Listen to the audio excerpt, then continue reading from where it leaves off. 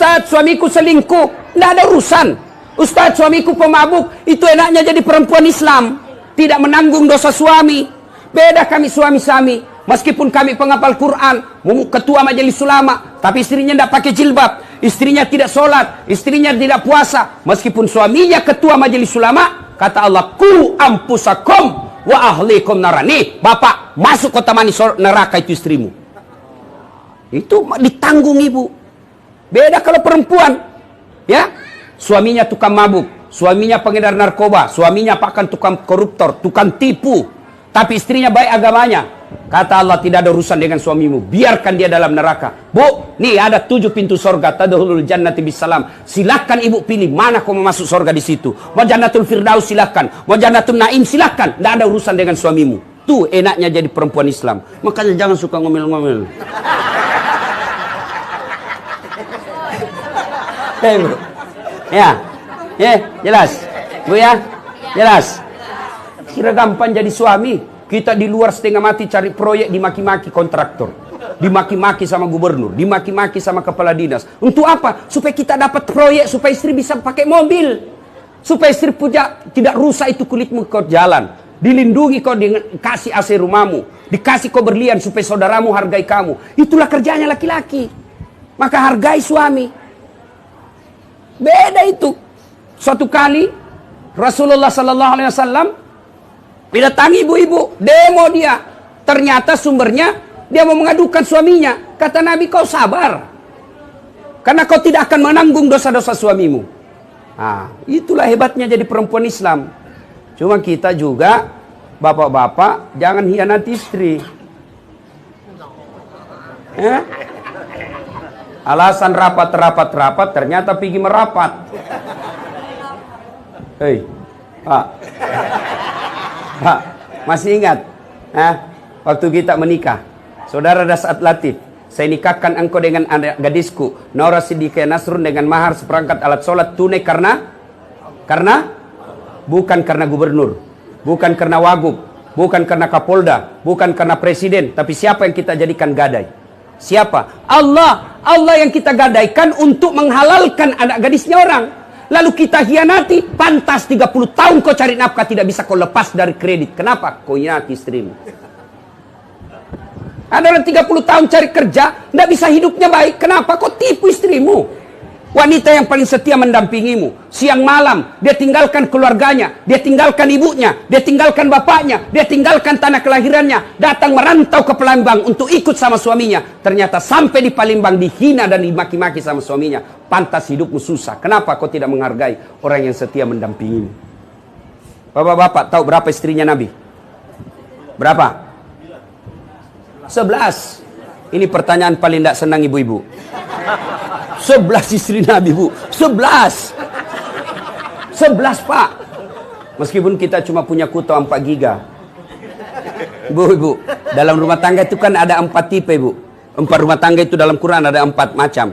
1, suaminya beriman, istrinya kafir. Ya, ini Nabi Lut alaihissalam. Yang kedua, istrinya beriman, suaminya kafir. Ini Fir'aun laknatullah alaih. Yang ketiga, istrinya kafir, suaminya kafir, Abu Lahab. Yang keempat, istrinya beriman, suaminya beriman, Ibrahim alaihissalam. Ibu kira-kira pilih mana? Rumah tangga yang bagaimana? Ibrahim alaihissalam. Tapi ibu tahu, Ibrahim itu 2 istrinya.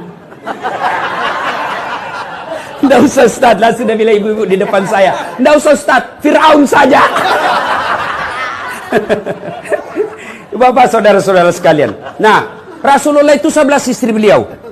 Tapi dari 11 istri beliau, tidak ada pun satu istri beliau mengatakan, saya nyesal nikah sama kaum Muhammad, rugi saya nikah sama kaum Muhammad. Semua senang. 11. Kita 1 istri menderita lahir batin. Coba, mau tahu sifatnya Rasulullah? Pak Nova. Rasulullah itu mandi junub sama istrinya. Kira-kira Bapak mandi junub berapa kali 1 bulan? Coba. Saya waktu pengantin baru mandi junub sama istri saya. Saya peluk dari belakang. Angkat ketek saya. Lagi. Waktu pengantin baru. Sudah ada anaknya. Dia bilang, Ustaz mandi junub lagi sama-sama. Dia geli. Itu Rasulullah, Pak. Coba. Yang kedua sifat Rasulullah. Itu Rasulullah kalau minum. Itu minum seteguk. Dia kasih lagi istrinya. Coba, seteguk dia minum, kasih lagi istrinya. Hebatnya, bekas bibirnya istrinya dia minum Rasulullah. Misal Aisyah, dia teguk di sini, maka dia minum di sini. Bekas bibir gelasnya itu, di gelasnya bekas bibirnya Aisyah dia minum. Bismillahirrahmanirrahim. Kira-kira Bapak kalau minum bekas bibirnya istri? Busuk betul mulutmu. Subhanallah. Itulah Rasulullah sallallahu alaihi wasallam. Maka wajar beliau sangat dicintai oleh istri-istrinya. Nah, ibu-ibu, tuan-tuan yang saya hormati. Berikutnya, saya perlu jelaskan ini akikah, gunting rambut. Itu sunnah, ya. Ketika cucu dan anak-anak Rasulullah lahir, itu bagaimana cara Rasulullah? Dia cukur gundul rambutnya, cukur gundul. Setelah itu rambut yang gundul sudah dicukur itu ditimbang, lalu beratnya itu dinilaikan emas. Tadi ini Ananda ini saya lihat Muhammad Edsel ini kan rambutnya masih tipis. Itu kalau dicukur kira-kira tidak sampai 1 gram.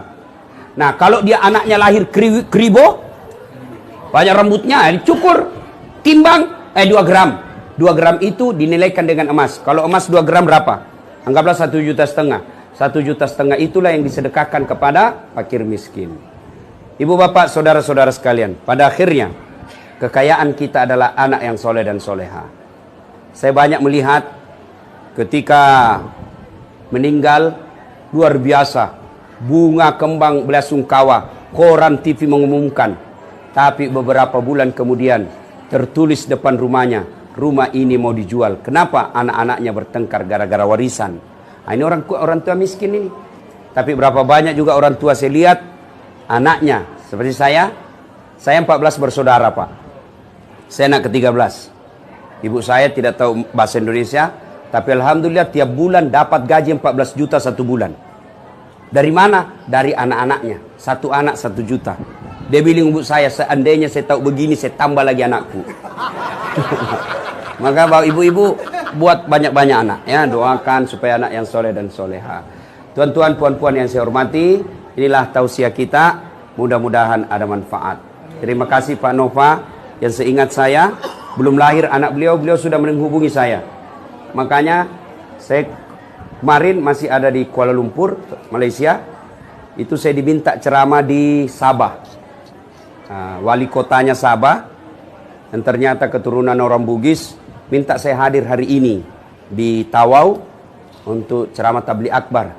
Tapi saya bilang, saya ingat Pak Nova masih 4 bulan yang lalu itu dia minta. Tidak enak saya tinggalkan ini acara. Ya, alhamdulillah saya bisa hadir di tempat ini. Mudah-mudahan kehadiran saya ada faedah di antara kita.